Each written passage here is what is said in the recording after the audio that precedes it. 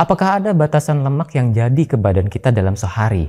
Misal kita banyak makan lemak di hari itu, wah lemak sapi enak nih ya. Gorengan juga enak ya. Dan makanan berlemak yang lainnya. Apakah semua lemak yang kita makan itu semuanya akan jadi lemak di badan kita? Semua bakal kita bahas di sini. Let's check it out.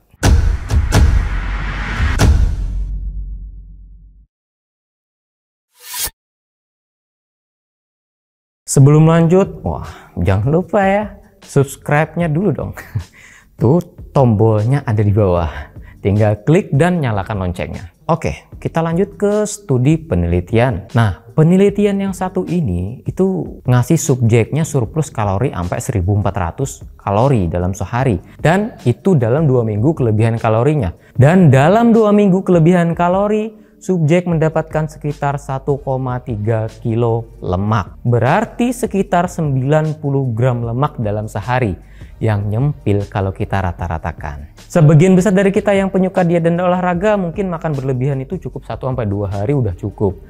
Nggak nyampe lah ya makan berlebihan itu sampai 2 mingguan lebih kayak penelitian yang tadi. Tapi kita masih bisa menggunakan data tadi buat memperkirakan berapa banyak sih lemak yang mungkin kita dapatkan saat makan berlebihan selama 1 atau 2 hari.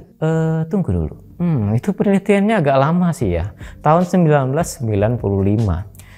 Ada yang terbaru nggak sih? Ada sih, tapi ya nggak baru-baru amat juga sih. Tahun 2014.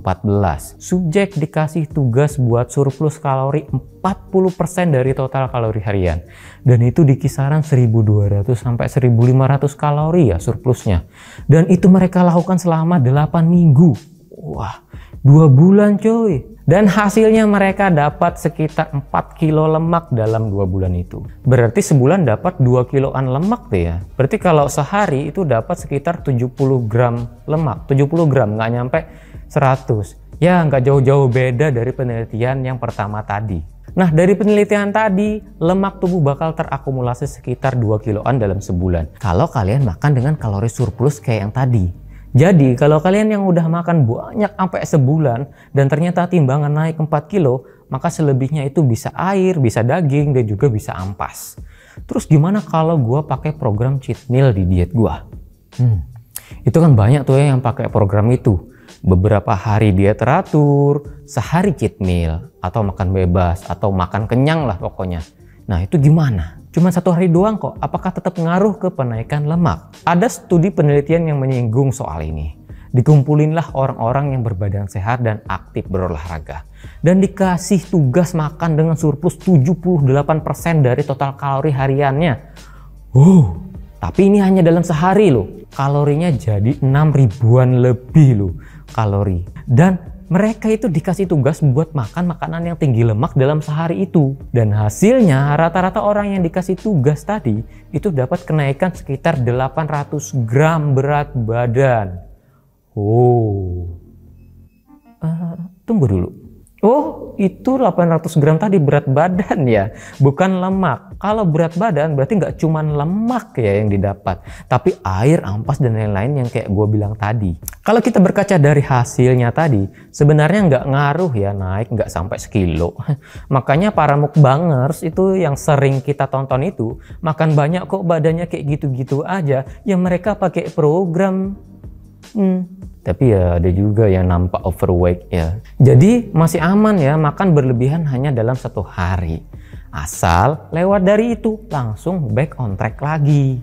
Kenapa? Ada yang naik sebulan itu bisa 4 kilo, bisa 6 kilo. Itu kayak gimana ceritanya bisa kayak gitu tuh? Kalau ternyata lemaknya cuma beberapa kilo kayak tadi. Jawabannya ya kayak tadi juga udah dijelasin di menit sebelumnya. Sederhananya yang memainkan peran adalah natrium, karbohidrat, dan air. Dan ketika orang makan banyak mau nggak mau mereka juga makan lebih banyak sodium dan juga karbohidrat dari biasanya. Sekarang natrium dan karbohidrat itu nggak menyebabkan banyak kenaikan berat badan dengan sendirinya. Sebaliknya, mereka meningkatkan berat badan dengan meningkatkan simpanan air seluruh tubuh sesuai dengan banyaknya natrium dan karbohidrat yang dimakan tadi. Jadi kalau mau makan banyak tapi nggak mau naik BB banyak, Ya jangan banyak minum.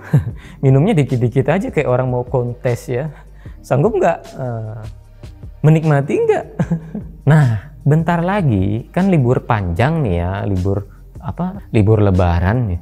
Momen lebaran biasanya kan makan-makan banyak tuh ya di meja, banyak dan bervariasi tuh.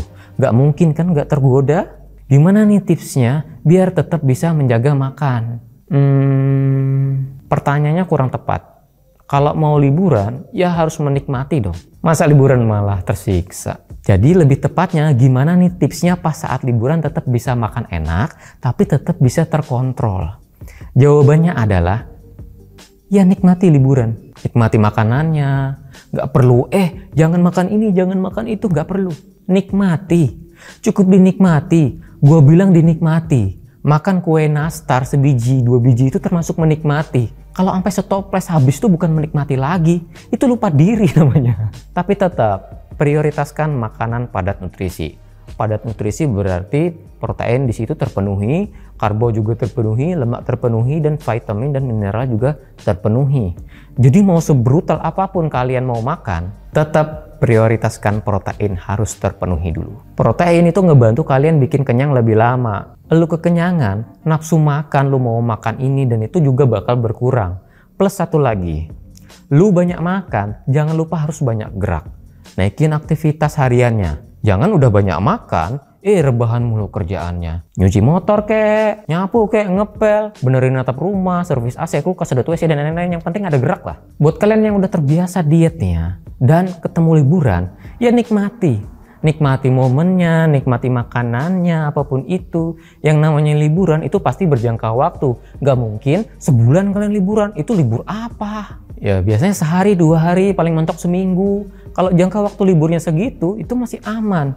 Baru 1 hari liburan udah naik timbangan, gak perlu stres. Setelah liburan, please back on track lagi. Karena kalau udah keterusan bakal sulit. Ini ada orang pas hari-hari biasanya nggak pakai diet-dietan, terus nanya gimana cara ngontrol makanan saat liburan. Buat apa? Buat apa?